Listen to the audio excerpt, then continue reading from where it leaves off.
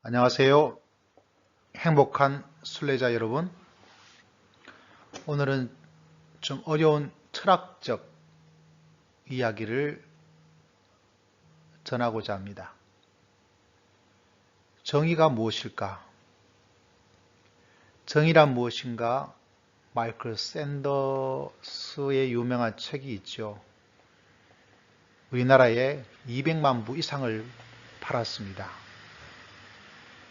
유럽과 북미에서 몇십만 부밖에 팔리지 않았던 그 책이 한국에서 그렇게 많은 몇백만 부가 팔렸다는 것은 굉장히 특이한 사항입니다.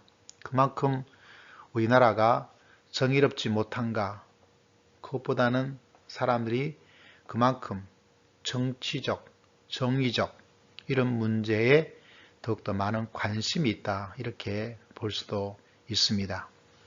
이런 면에서 성경에서 정의를 한번 생각해 볼 수 있는 구절이 바로 로마서 9장 13절 말씀이 됩니다.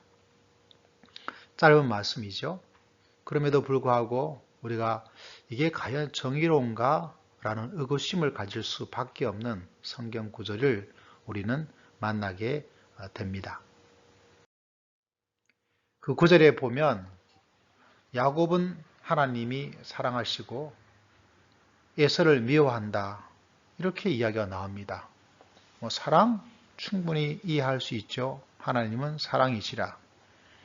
그렇지만 그 어느 곳에도 하나님은 미움이시다, 이런 말은 좀 이상하죠. 정말 이상합니다. 그리고 그런 면에서 에서를 하나님이 미워한다는 이 말씀은 우리에게 당혹감을 주고 우리에게 혼란스러움을 이야기할 수밖에 없는 그런 성경의 구절입니다.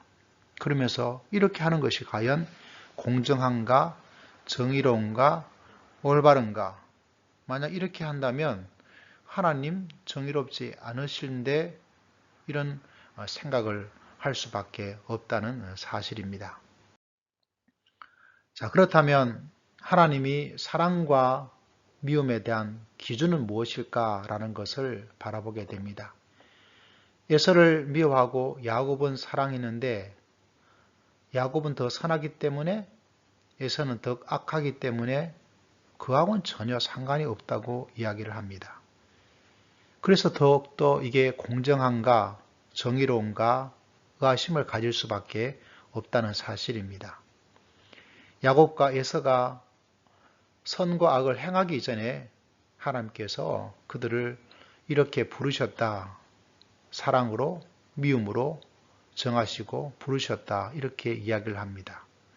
그러기에 우리는 더욱더 정의로움, 공정하지 못함, 하나님께서 왜 이렇게 하시는가 라는 것에 대한 불편한 마음을 가지고 있을 수밖에 없다는 사실이죠. 여러분, 한 가지 이야기를 해보겠습니다. 어떤 사람이 결혼을 하려고 합니다. 결혼을 하려고 그러는데 두 사람을 사귀고 있습니다. 그런데 한 사람을 사랑하고 한 사람은 미워합니다. 그래서 한 사람하고 결혼하겠죠? 한 사람하고는 결혼하지 않을 것입니다. 그런데 이 사람을 향해서 누가, 야, 그건 공정하지 못해, 그것은 불의한 거야, 이렇게 이 사람을 향해서 손가락질을 할 수 있는 사람이 과연 있을까? 이런 생각을 잠시 하게 됩니다. 여러분, 정의, 공정하다는 것은 어떤 의미입니까? 선인에게, 악인에게, 선한 사람에게는 상을 줘야 되겠죠. 악한 사람에게는 벌을 줘야 되겠죠. 그것이 우리가 추구하고 우리가 원하는 사회이고 우리 모두가 상식적으로 알고 있는 정의라고 말할 수가 있습니다. 그래야 공정하겠죠. 불공정한 사회는 사실 저도 굉장히 싫어합니다. 그렇다면 하나님께서는 불공정하신가, 이런 의구심을 계속 혼란스럽게 가질 수밖에 없습니다. 여러분, 사람에게, 에서가 야곱을 다 포함해서 모든 사람에게 하나님에게는 어떤 이야기를, 어떤 모습으로, 어떤 관계로 설정되어 있고 다가오게 될 것인가? 성경을 바라보면 이 땅에는 모든 사람이 죄를 범한 사람이다 라고 이야기를 하고 있습니다. 죄, 하말티아, 화살의 표준에서 벗어난 사람, 그리고 어떤 높이가 있으면 그 높이에 도달하지 못하였다. 그것이 바로 하말티아, 죄라는 단어가 가지고 있는 기본적인 단어의 의미입니다. 다시 말하자면 모든 사람이 정해진 화살의 관역 10 만점, 10점 만점이라면 10점 만점 거기에 딱 화살을 꽂을 수가 없다는 것이죠. 어쩌다 한두 번은 가능하겠죠. 그렇지만 대부분은 그렇지 않고 실제로적으로는 모든 사람이 다 그렇게 10점 만점에 10점이 아니고 높이가 1m를 넘어야 되는데 1m가 되지 않고 이런 사람이 있을 뿐이다 라고 이야기를 하고 있습니다. 사실 우리가 그렇죠. 양심적으로, 생각으로, 행동으로, 말로 이 세상에 그 관역을 계속해서 맞추는 사람은 아무도 없고 그 높이를, 그 수준을 계속해서 유지할 수 있는 사람도 이 땅에는 아무도 없습니다. 그렇기 때문에 정의롭다는 것은 무엇입니까? 선인에게는 상을, 악인에게는 벌을 줘야 되는데 하나님의 선택에 있어서, 하나님의 부르심에 있어서 모든 악인이, 모든 사람의 죄를 범하였으니까 모두가 악인이죠. 그렇다면 모든 악인이기 때문에 선택을 하지 말아야 그것이 공정하고 정의롭습니다. 그렇죠? 악인에겐 벌이기 때문에.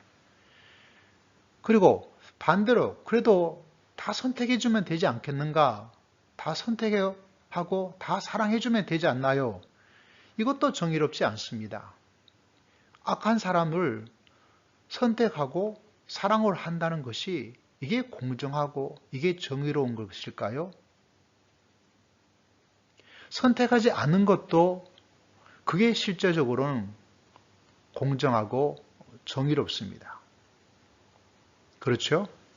그리고 모든 사람이 악인이기 때문에 그 악한 사람을 하나님이 사랑이시니까 다 선택해 주세요. 다 선택하는 것도 실제적으로는 공정하고 정의로운가? 절대로 공정하고 정의로울 수 있는 일은 아닙니다. 참 혼란스러운 이야기가 전개되고 있는 것을 여러분 느낄 수가 있을 것입니다. 자, 그런 가운데서 우리에게 일어나는 일들을 설명해 보자면 이 정의를 넘어서는 겁니다. 정의로운 관점에서 왜 이렇게 하는가라는 문제는 접근하기가 참 어렵습니다. 결혼할 사람에게 왜 저 사람을 선택하지 않고 저 사람하고는 왜 헤어지는가?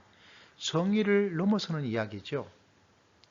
모든 사람이 악하기 때문에 왜 어떤 사람을 사랑하느냐? 이것도 정의를 넘어서는 이야기라고 할 수가 있습니다. 결국 정의를 넘어서 우리에게 다가오는 것은 바로 하나님의 절대적이고 무조건적인 행위에 근거하지 하지 않은 하나님의 부르심.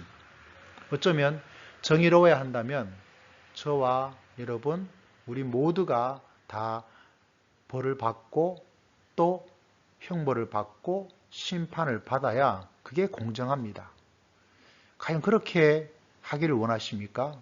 하나님 정의롭게 해주세요 라고 이야기했을 때 하나님은 정의로우셔야 됩니다. 하나님은 정의롭지 않으면 안 됩니다. 정의의 관점에서 이야기하자면 우리 모두는 다 불행해집니다. 그 속에서 야 정의로워서 야 정의가 이루어졌네 좋아할 사람이 누가 있겠습니까? 그렇기 때문에 하나님께서 가지는 것은 이 정의를 넘어서는 것이지 불공정한 것은 아닙니다. 그것에 하나님의 부르심, 그것이 있다는 사실을 하나님께서는 우리들에게 말씀하고 있습니다. 선과 악에 대한 그 모든 정의로움을 넘어서 우리를 불러주시는 그 일들, 그것이 하나님께서 우리에게 다가오시는 하나님의 모습입니다. 오늘도 부르심 속에 우리 모두는 행복하고 정의를 넘어서 살 수 있는 좋은 시간과 기회를 주신 하나님께 더욱더 감사의 마음을 가지게 됩니다. 여기는 행복한 영혼입니다.